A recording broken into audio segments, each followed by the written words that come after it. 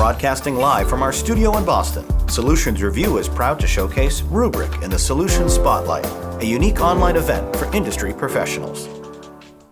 I'm Doug Atkinson here at Solutions Review, and welcome to this Solutions Spotlight featuring a tactical data protection use case on how the University of Reading safeguards their data with Rubrik. Microsoft 365 has become a goldmine for threat actors and a prime target for ransomware attacks. Today, you're going to get to see a specific example of how one organization is implementing Zero Trust data security by deploying Rubrik Security Cloud Platform to preserve data integrity, reduce data risks by continuously monitoring for emergent cyber threats, and, if necessary, restore impacted apps, files, or objects by containing threats and orchestrating recoveries.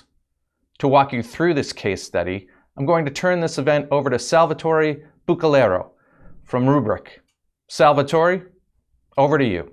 Thank you very much. Hey guys, nice to meet you. My name is Salvatore Bucalero. That's Italian, but I'm based in Copenhagen, Denmark. I'm the technical product specialist for Rubrik, covering EMEA and Asia Pacific for Microsoft 365, our cloud native protection, and our unstructured data protection. I worked in backup and storage and recovery many years since beginning of the 2000s. Joined Rubrik in 2017 and worked here in different roles for some time. And actually 4 years I covered our channel partners as well. So you may have seen me in other videos or learning exercises. Since 2022, I joined the Rubrik X Incubation Innovation Lab. You know, all tech companies have such a place, and this is where we are looking out for new products that we are placing into the market. So as said, my current portfolio is 365 Cloud Native and unstructured. I guess that was it. Again, nice to meet you. Looking forward to this event. Over to you, Kevin. Hello, everybody. I will really happy to meet you. Keep me here today. This is really exciting.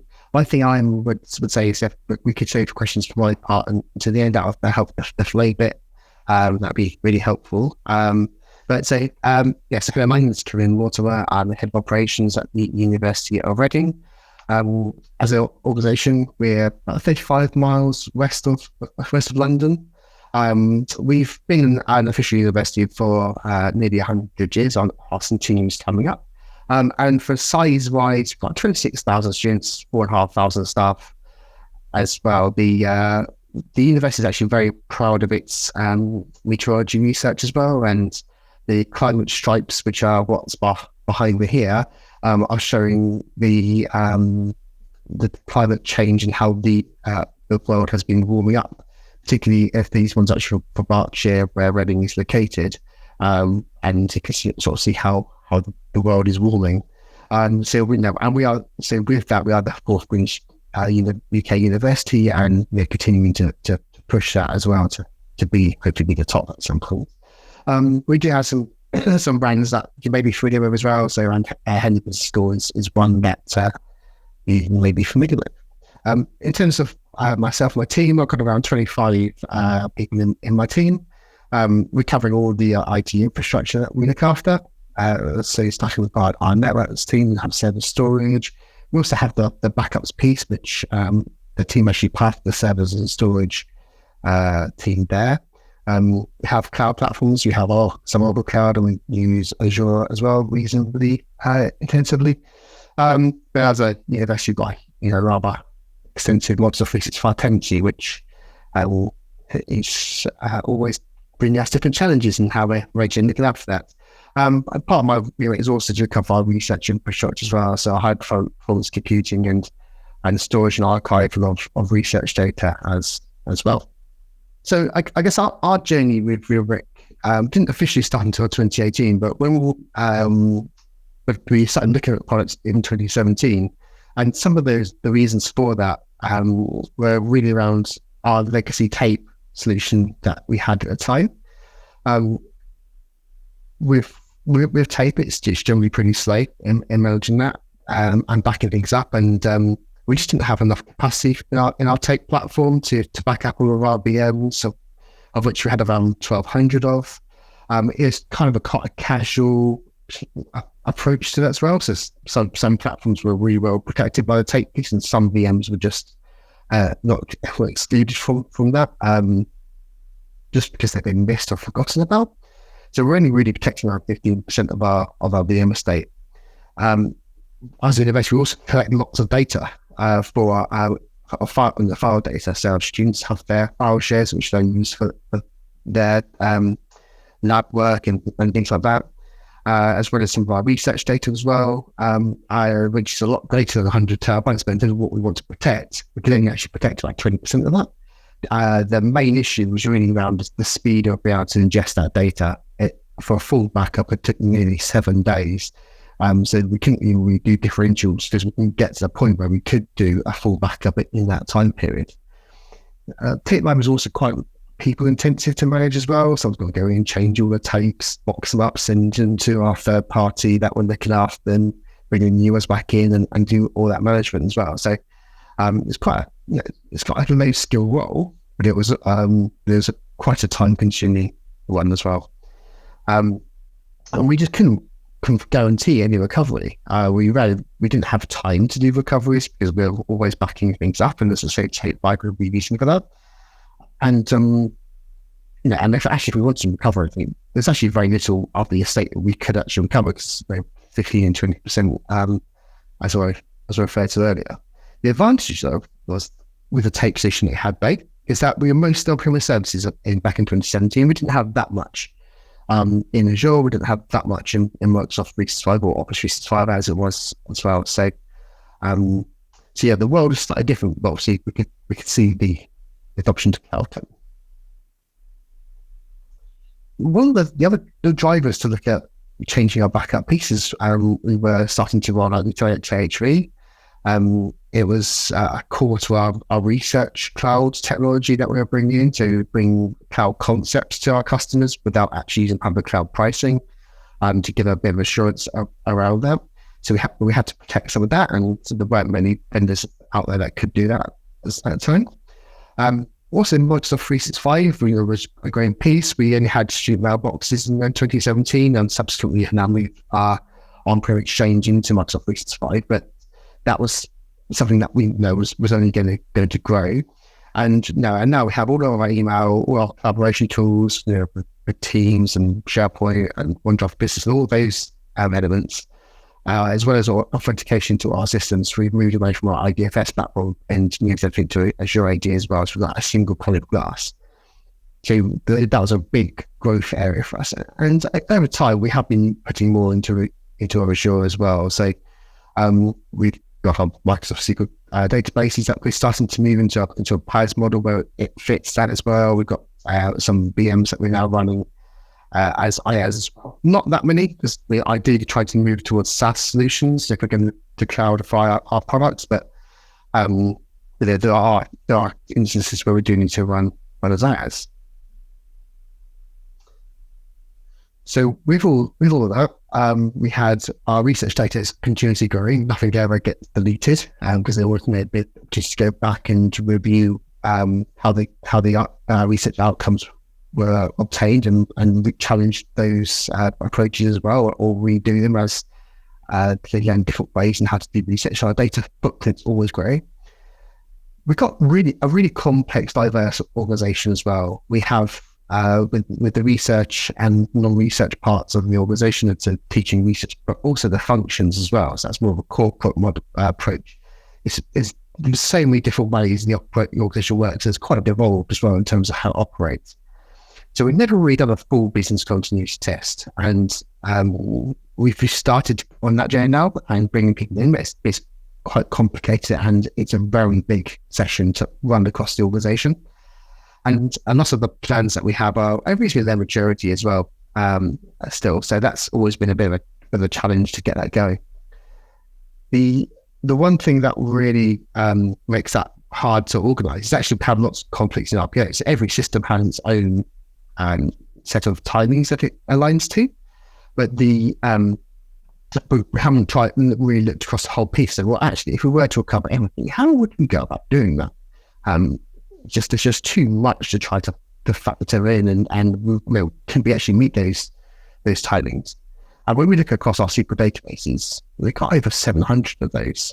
A lot of them are on our own VMs as well, because licensing for our universities is reasonably cheap and aligns that kind of approach as well.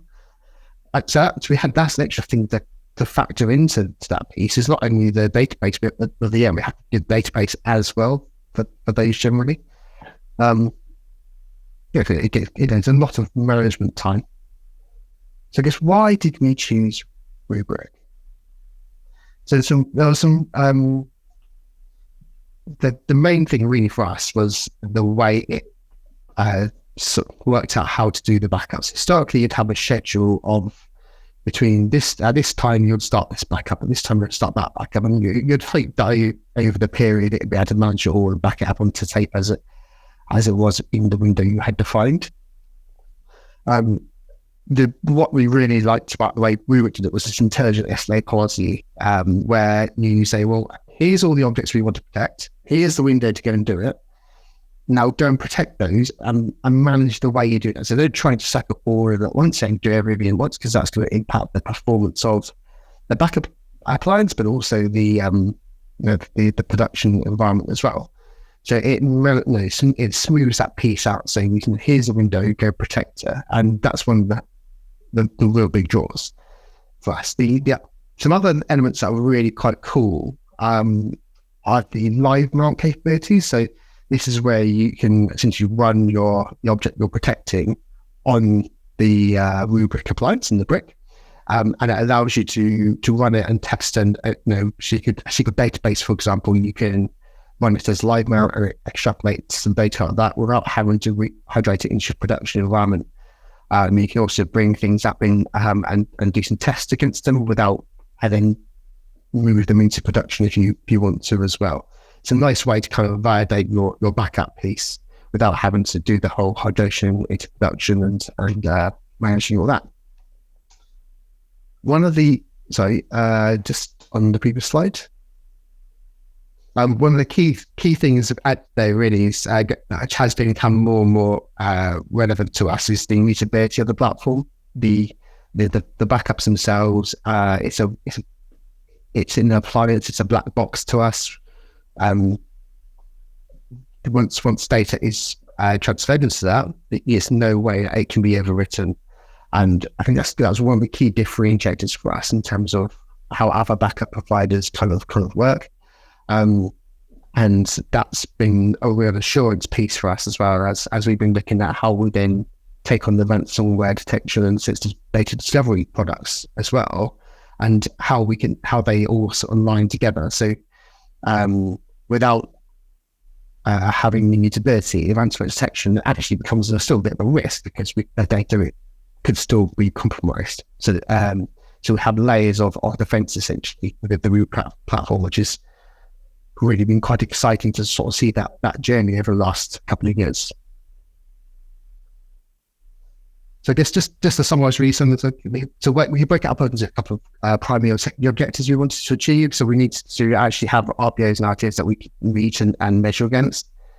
We need to remove the dependency on legacy technology as well. We want to be, we want to be more innovative, and as a university that it does a lot of research and things like that, we want to be on the leading edge of the technology side of things as well. Also, it had to be kind of more cost effective to operate as well. So we wanted to allow our staff to be adding value rather than changing tapes. We had to back everything up as well. That was the other challenge that we really had. But the one thing we really liked is having a single vendor in play. We didn't have a third party tape location to manage. We didn't have to have a tape library and support contractor running back. We didn't have to have the software for the tape backup as another piece. It was all in one piece. So it was much easier for us to manage. From a secondary objective perspective, I think the key thing really was to try to put the data in a public cloud location to completely air gap from the rest of our infrastructure, and the way that we knew where it was probably one of the most resilient places it could be, really. So why protect Microsoft 365? So here are two snippets I've taken from the Microsoft Services Agreement, and ultimately it says Microsoft did its best to keep things up and running, but it's the customers. There might be times where it becomes unavailable, so it's down to the customer to ensure that you have got that covered. And the other, I guess, the second part of it for me is, as a customer, you're the one liable for your data. So Microsoft might be providing your platform, which is highly resilient and has all those good bits behind it. But ultimately, if it's compromised or through a compromised account or something like that, you're the one responsible for the data. If someone deletes the data, you're responsible for that recovery, not Microsoft. So there's always a question that I was asked, so why do you protect Microsoft 365? And there are kind of the reasons why we do that, because we don't want to be having to try to work with the Microsoft team to help recover things when it's actually clearly our responsibility on the T's and C's. So Microsoft 365 has had, when Rubrik first launched product, it was very much focused around email protection as the first piece they launched. And then very, very quickly after actually came OneDrive for Business. But if you think about how we had 26,000 students and 4,500 staff, assigning individual SLAs to each of those was going to be really challenging, especially as we didn't protect our students in Microsoft 365. They're actually responsible for their data as part of the student contract, so to ensure they have multiple copies and things like that themselves. But for our staff, we had to, what we wanted to protect them. So when you've got a big long list of over 30,000 users, picking out the staff and the students ones actually quite difficult to assign the SLAs to. Which is also when group-based licensing came along to assign an SLA based on a group from Azure AD, it really made it so much easier for us, and really enabled us to then look at how we properly protect our customers internally and how we look after that data. The next piece that came along with Sharepoint Online and Teams, obviously, there's a lot of overlaps with the other products around. Obviously, Teams has got a lot of Sharepoint behind that, spread an Exchange platform behind it, supporting the right versions of data. So if you're protecting OneDrive, SharePoint was reasonably straightforward and a lot more logical step to follow next. And also then with Teams, with the Exchange integration and the SharePoint integration, a lot of that was already covered and has been really enhanced to do some of the things that Teams can do with different types of channel and the right range of the data and the messaging within that. Yeah, and then more recently, the ransomware protection and sensitive data discovery products have now been applied to Microsoft 365 as well. So some of those capabilities also do exist in Microsoft 365 already, but it's an enhanced view that actually gives you a single pane of glass behind that as well, all part of that enterprise solution from Rubrik. But where's all that data been stored? So this is one thing that we really sort of struggled with. And one of the reasons why we hadn't previously looked at protecting Microsoft 365 is there's a lot of data in there. Taking it out of our tenancy, we've got to put it somewhere. If we put it on-prem, it's like, well, how are we going to recover that? That's quite convoluted process actually to manage that. And with scales, it's also, again, quite challenging.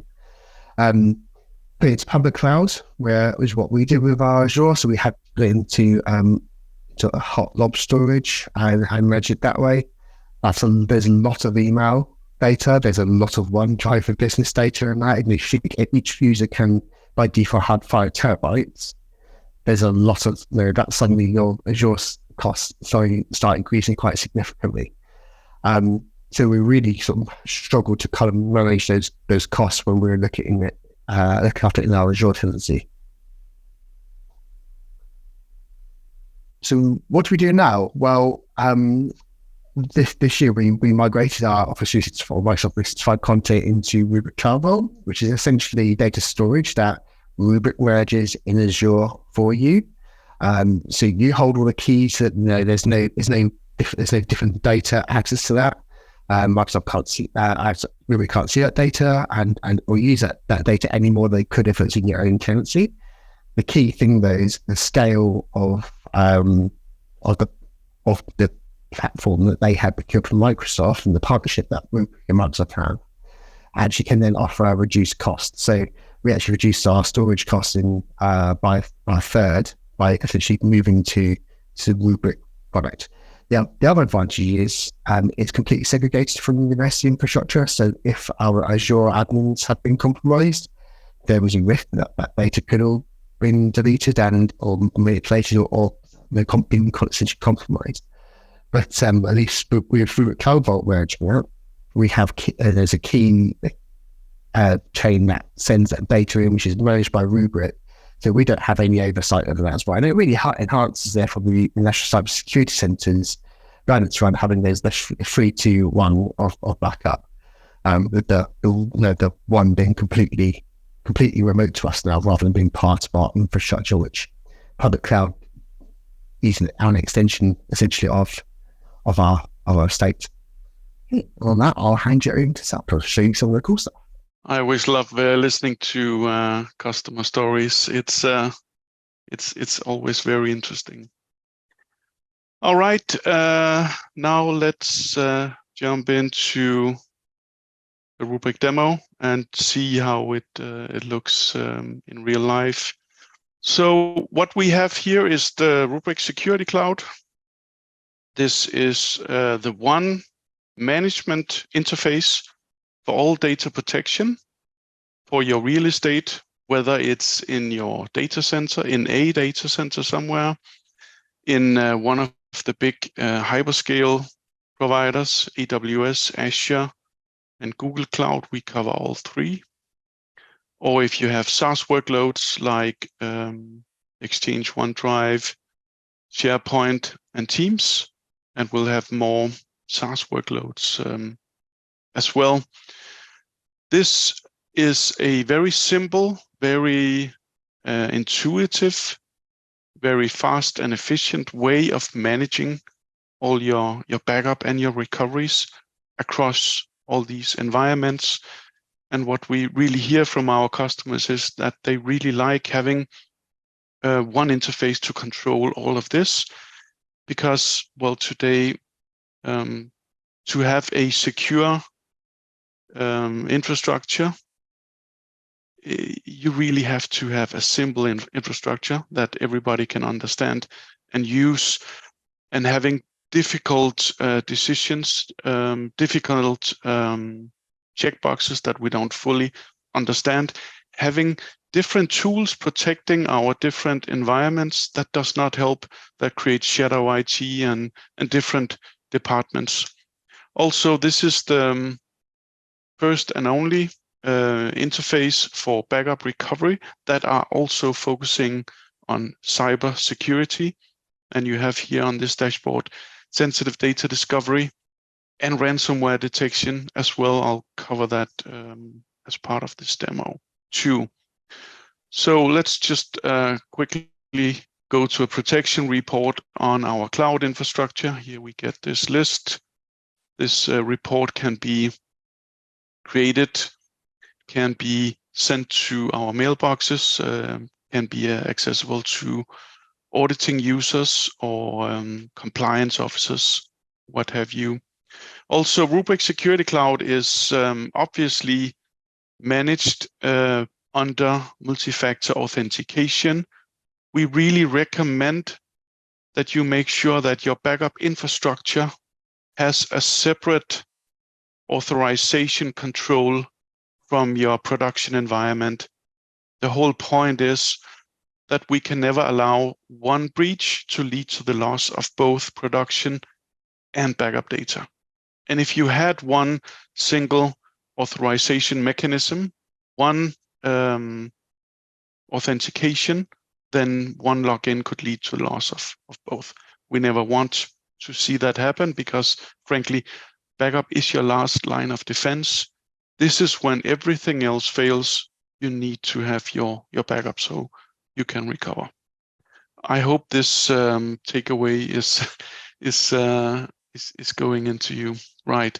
Now let's jump to 365, which is the main purpose of today's talk.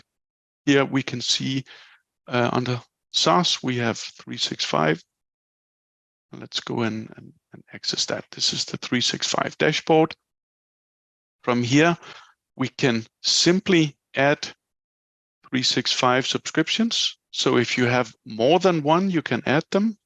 And also, of course, this is the way to add your first subscription. Basically, all you have to do is click Add Subscription, then decide if you want data. If you have a multi-geo setup, then you can have data stored locally in the Azure location of where that user is placed. We will pick up the central data location or the preferred data location. You can also just select where your home environment is. We have many different regions that we support. Let's just select France. And as Kevin said, we do support bring your own key. So if you want a double encryption, that means we always encrypt your data, regardless. That is not a choice, that's not a decision. But if you want to add your own Azure encryption on top of our encryption, making sure that only you can read your data, well, feel free to do so. Once we have answered these two little questions, I click on Add Subscription. The software, which is cloud native, it's fully automated. There are no hands-on approach other than clicking here. It will automatically create a blob store, Azure Kubernetes resources in the location of your choice. It will set up the whole infrastructure, fully automated. It will connect to your 365 environment using modern authentication by Microsoft or OAuth. And in a matter of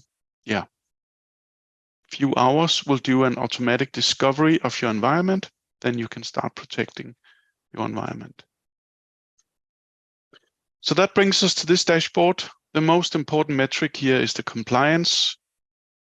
And basically it means that from our backup policy that we have created, how many of these designated backup points am I able to recover from? And 100% is easy. That means all of my backups I can recover from. And how does a backup policy look? Let's go ahead and create one. Now I'll assign an SLA domain, which is the Rubrik wording of a backup policy. Into Exchange, OneDrive, Sharepoint, and Teams, I can, of course, also have individual backup policies for these 4 applications. The current one is Bronx. Let's go ahead and click Next. Now, if I don't know what Bronx means or what the setting is, observe how my mouse, if I hover over that policy, will show a pop-up explaining me what that policy means. I can see the other policies as well, and I can just go ahead and create one. Now, for this backup policy, I just want Microsoft 365, but there's nothing stopping me from also protecting these workloads with that same backup policy. Again, that simplifies our data protection, and simplification is what we need in today's complicated world, where time is of the essence and security, obviously. I'll select 365. I'll go ahead and click Next. Now you can decide how often you want your snapshots or your backups being taken. I'm an old school guy. I usually call them backups. Snapshots, it's the same thing. Tomato, tomato. Let's assume I want my backups every 4 hours in 365. Let's assume if I do a 4-hourly backup schedule, I have 6 backups in the past 24 hours. So I probably only need that high frequency for 1 day. That would be an excellent start from doing recoveries. Now I have a lot of snapshots to choose from. I also want a more classical daily backup schedule, and maybe I want to keep that daily backup schedule for 31 days. Then perhaps I want a monthly schedule, and perhaps I want to keep that for 3 months. That's entirely up to me.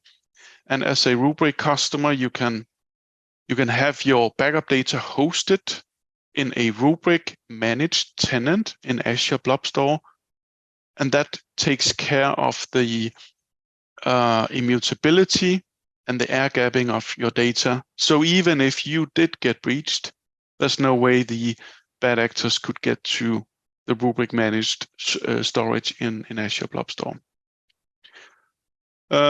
So when you decide how long time of retention you want for these frequencies, if Rubrik is in fact hosting that data in an Azure tenant, then the cost implication of you changing a short time or long term, 10 years or 3 years, it's absolutely nothing.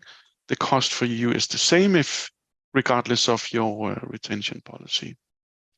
So I'll do a yearly backup as well, and maybe my year ends in December. And then I'll go ahead and click next. Type the name of my SLA domain. We'll call it Gold M365. We'll give a short description, yada, yada, yada, and go ahead and create that. As simple as that. And because we use automatic discovery of objects in your environment, by the way, we do that on-prem and for SaaS and cloud. So whenever someone is creating a new user, a new SharePoint site, a new team, or OneDrive is being shut down, we will detect it and automatically adjust and make sure we cover these new objects fully automated. Now I'm accessing the users here. This is for Exchange. This is the list of users we have. I can do a quick search of users. Let's search for Alan. With an A even. There he is. With regards to users, we will also make sure we discover during our detection if the users are in fact still present. If a user is leaving the company, then we will automatically see it and mark that user as a relic. So now we still keep the backup data for the retention period for relic users. We can still recover the data, and you are free to revoke that license for that user, freeing up your Microsoft license cost. Going into Alan again here, Alan Andrews. This is his calendar view of the backups of his mailbox. We have a link to the older snapshot. We have a link to the latest. I could just click the link and being brought to that point of time. I can see in a calendar yearly view, daily or monthly, and I can do searches in the entire mailbox on a specific day or for any snapshots for Alan. Let's do a search for a word. We can search in mailbox, calendar, and contacts, and hopefully we'll get a result quite fast. And there you see the index is pretty capable. By the way, the index and the backup data are stored together with Azure Blob Storm. I found a couple of emails of my interest in my search, and now I'll go ahead and recover those. I can restore them back to the same user or to another user. And we'll very soon have a restore possibility into a PST folder.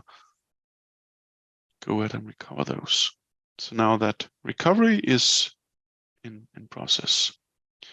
Let's go back to users here. We have something else. We have something called groups. Let me first show you again the users.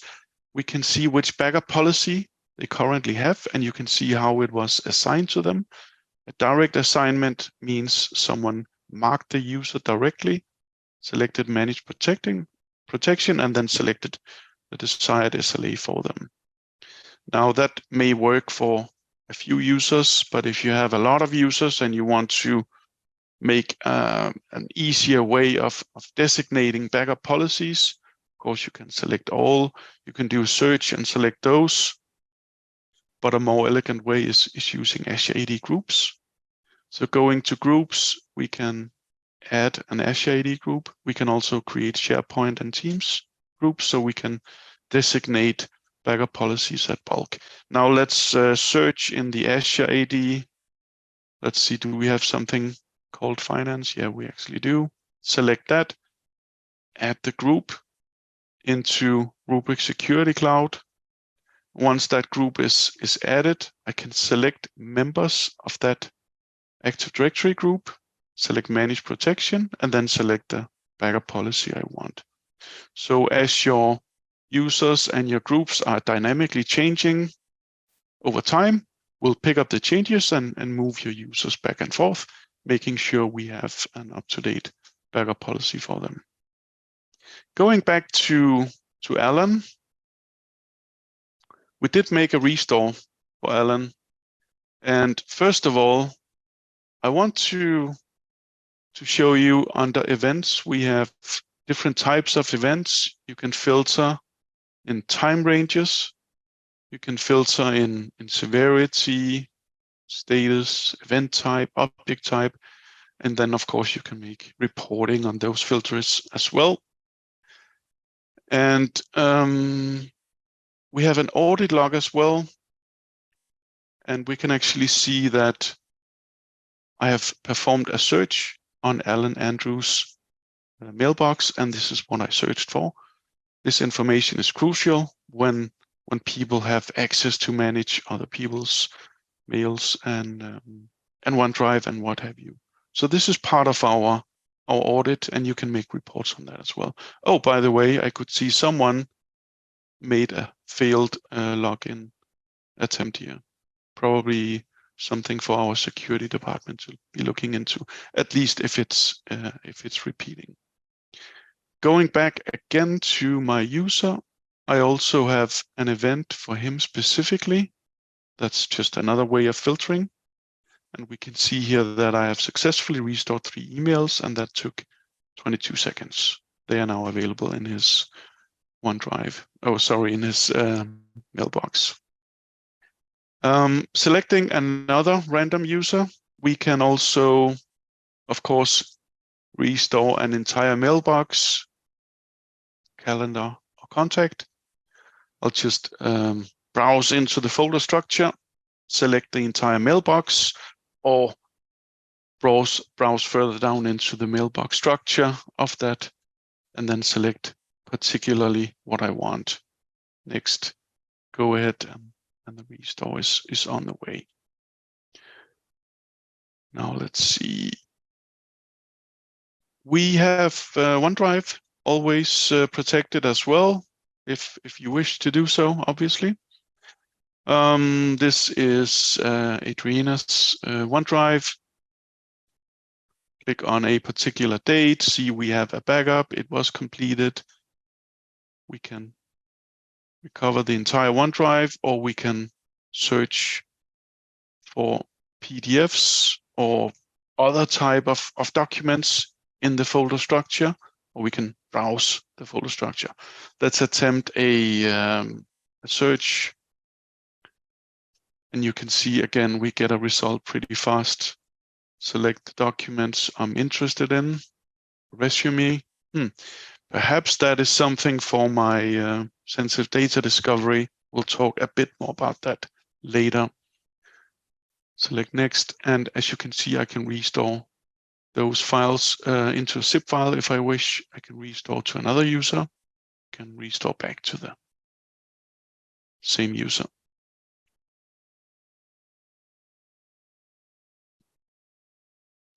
Obviously, we also have backup and recovery of Teams. It's the same regime, actually, active and relic. So if a Teams group is being deleted, well, we'll still be able to recover it under a relic.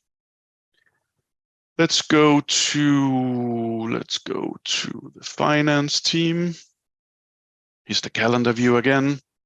We can search in files and conversations, select the objects of interest and restore them. Pretty simple. And then finally, we have SharePoint sites. Again, we'll discover SharePoint sites, we'll protect them depending if they have a derived, that means an inherited policy, or a direct assigned policy. Let's go to this SharePoint site, select the day of today, do a recovery.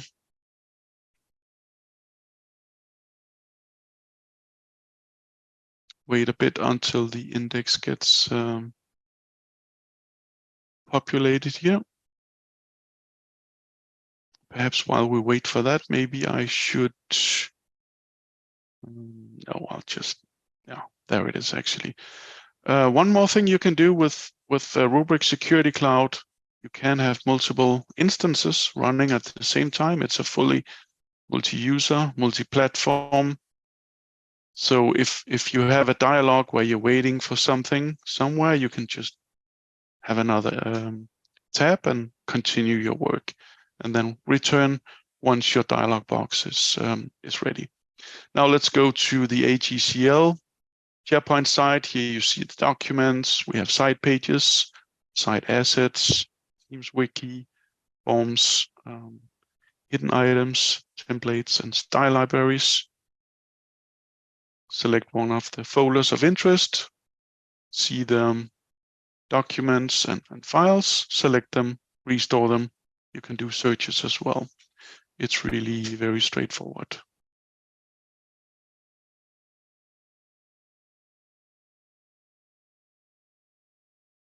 So again, here, some documents, I can select them, go ahead, restore. So you can see it's really very simple. There's not that much to see because it's meant to be simple and intuitive. Let's go to reporting. All reports are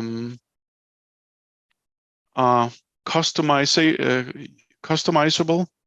You can create reports based on these report types. They can be compliance, they can be simple backup reports. You can search for reports. Let's see, can we find something 365? Yeah. How about a backup report of 365? Filtered by time range. What's the status? How many objects? Did they fail? Did they succeed? By the way, if a backup fails, doesn't really matter that much because this machine learning software will just redo the backup again, and we'll keep redoing it. And as long as we're in the same time period, if we then manage to make a successful backup, then we are compliant in that time period. And it doesn't really matter that some backups failed, because at the end of the day, we're able to recover from the designated point of view we were interested in. Now, what else do we have? Let's go back to the global dashboard here. Now we have ransomware monitoring as well and sensitive data discovery. Let's spend a few minutes discussing those. Ransomware monitoring, as you probably know, at the time of the actual outbreak, when your files are starting to get encrypted, that's when ransomware has been present in your environment for potentially weeks or even months, laying dormant, looking for ways to elevate its permission, its rights, searching sideways after network shares and other objects to infiltrate. In this view here, we can see which systems are infected with ransomware.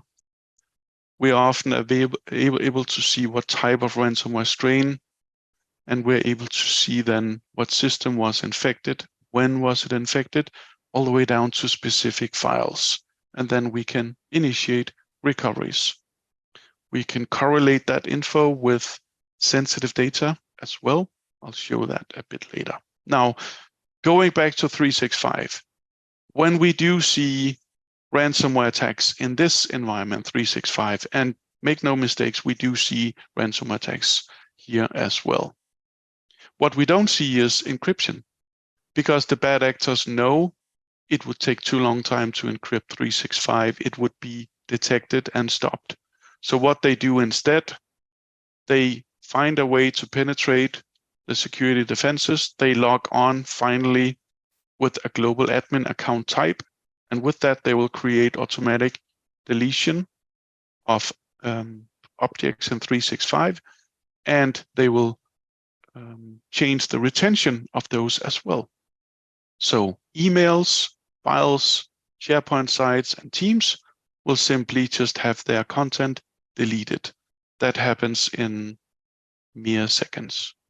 So doesn't really make sense to search for encryption. That's why we don't have ransomware detection for Microsoft 365. And instead, we are then focusing on the threat hunt. The threat hunt is the search for the actual initial binaries, the executables that infect our environments. They can be many different types.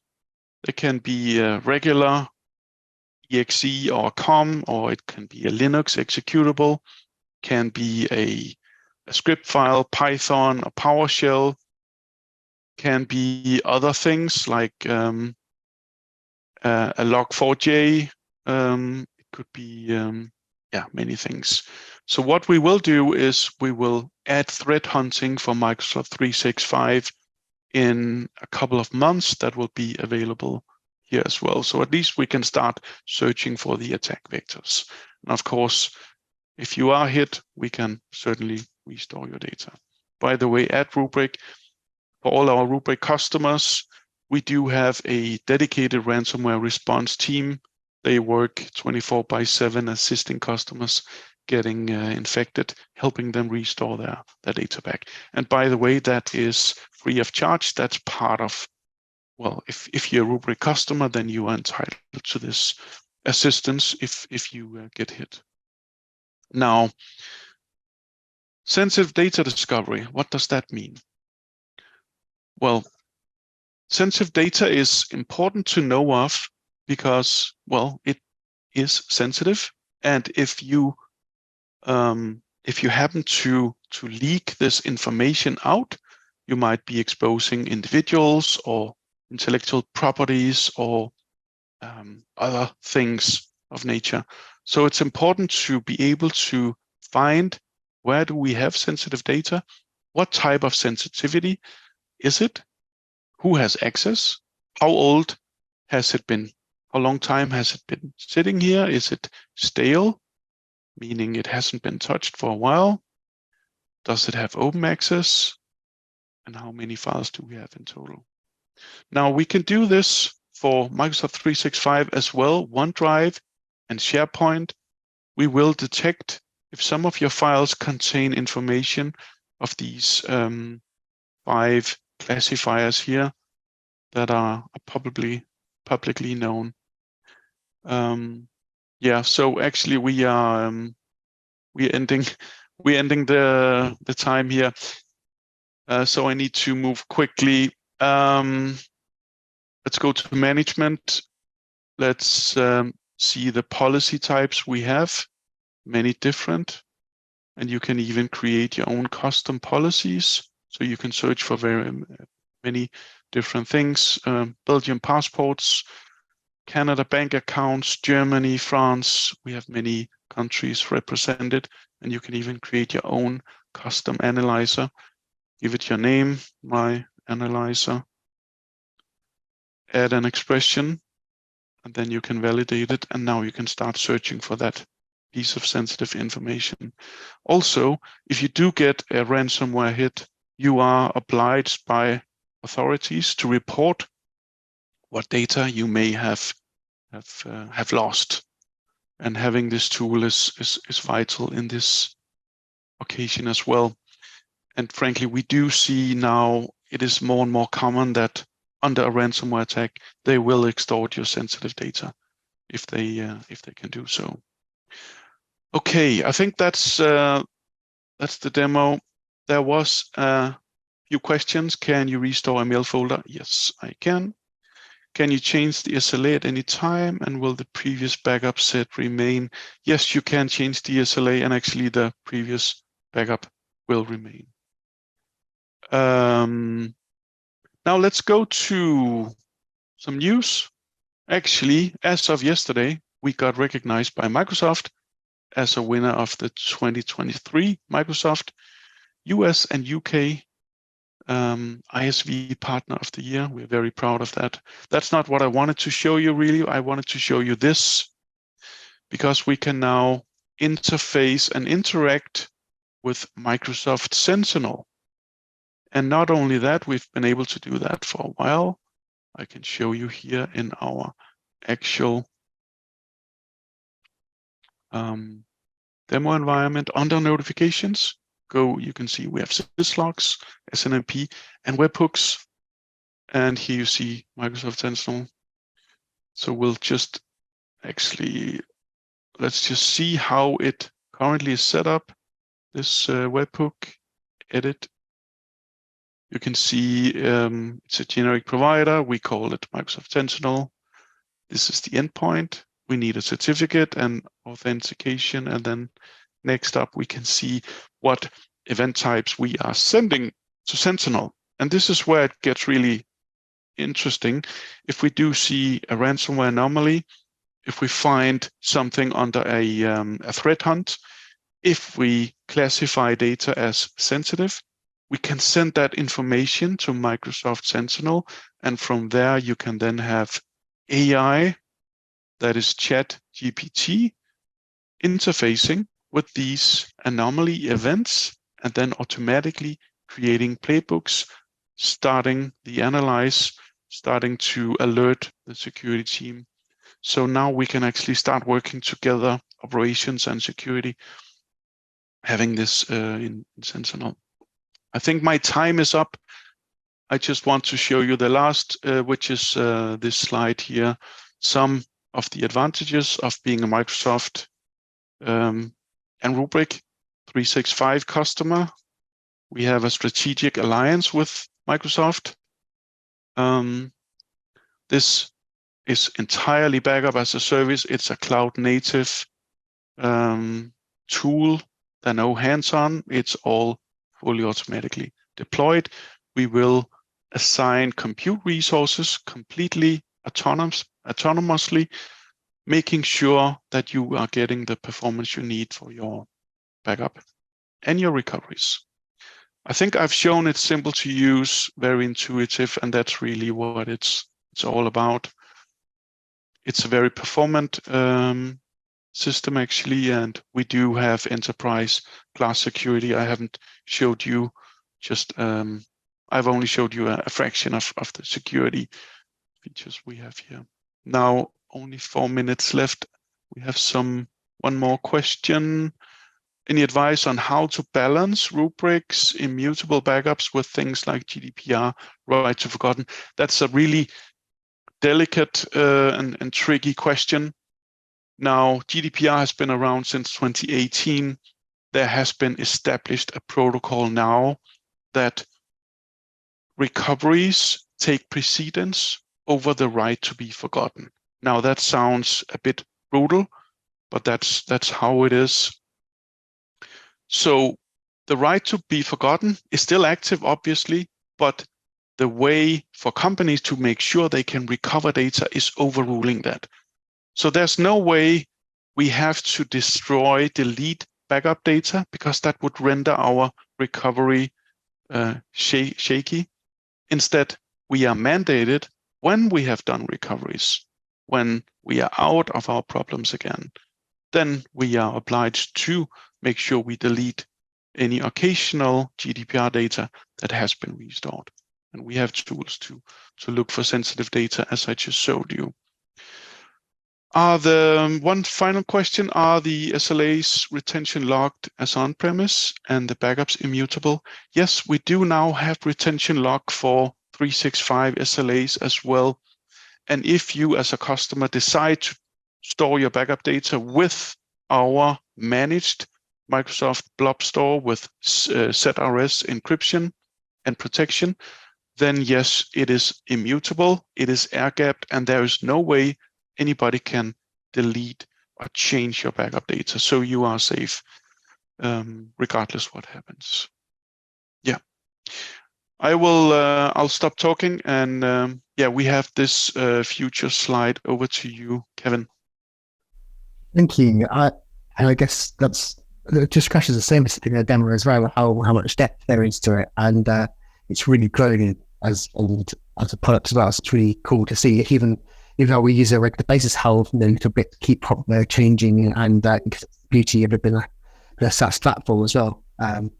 But a little bit about really for me is around what Rubrik is about. And so we do have the Guardians platform, which is a customer community, which is an open forum which allows customers from all over the globe to contribute.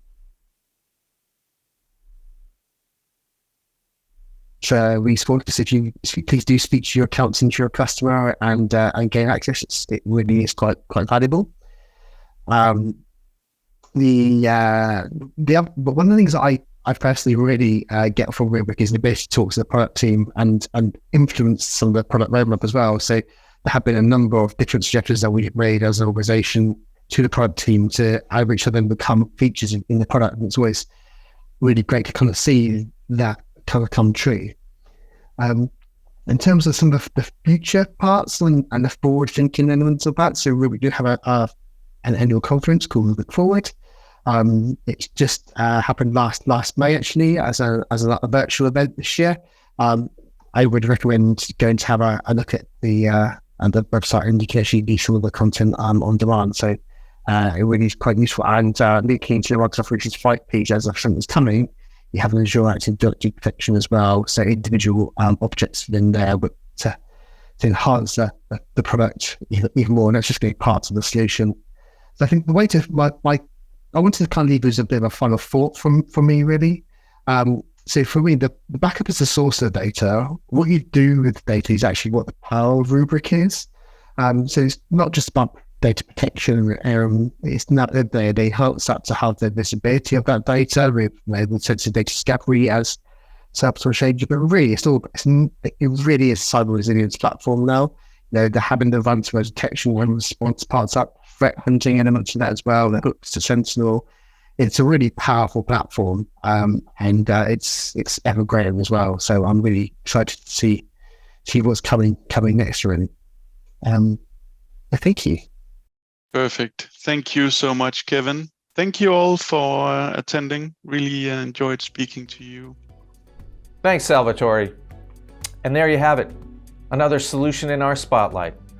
We'd encourage you to visit Rubrik.com to learn more about their security cloud platform, as well as heading to solutionsreview.com to see all that we're covering in the data protection space. I want to thank Salvatore and Kevin for their presentation today, and we appreciate your attendance as well. Until next time, I'm Doug Atkinson here at Solutions Review. Thanks for watching.